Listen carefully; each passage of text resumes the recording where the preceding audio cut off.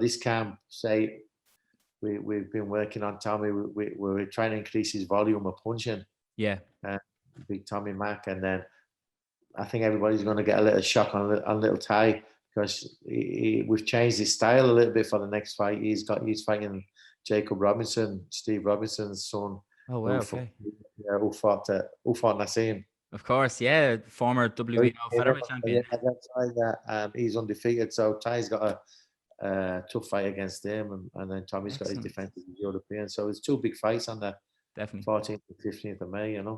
Yeah, well, I want to move on actually to talk about some of the lads, because obviously busy gym, as we said, and you've got some guys are fighting coming up, and obviously some of the guys have fought recently, like the likes of Gary Cully, who we will touch on. But let's, I suppose, hit on the lads who are going to fight soon enough. You hit on Tommy Mack there.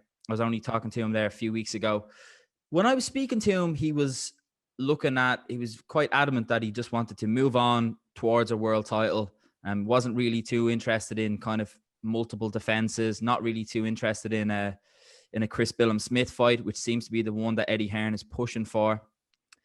Talk to me about this fight against Jur on Katie's undercard, which is something I will also touch on. It's not on Katie's undercard. Oh, excuse me. It's on the 15th of May. Katie's on the 1st. It's on the 15th.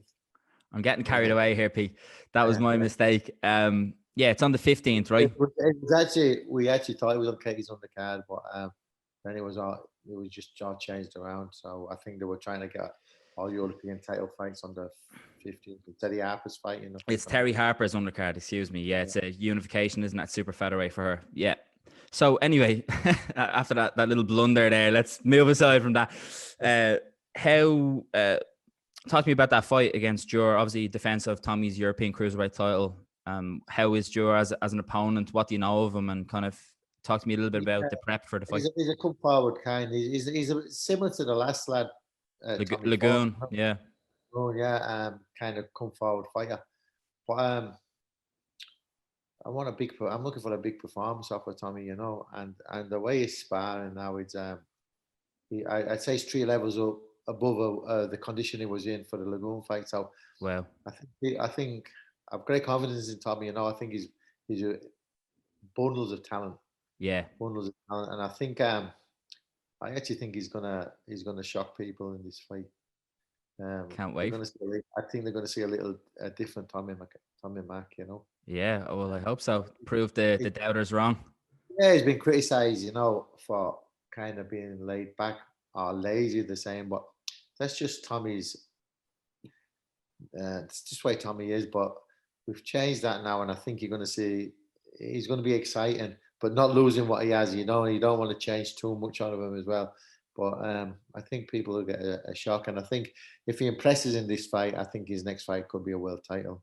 Okay, so do you have much to do with the kind of matchmaking, or does he consult you, or are you consulted in a general sense on kind of the matchmaking, where you want to go, next fight, opponents, etc.?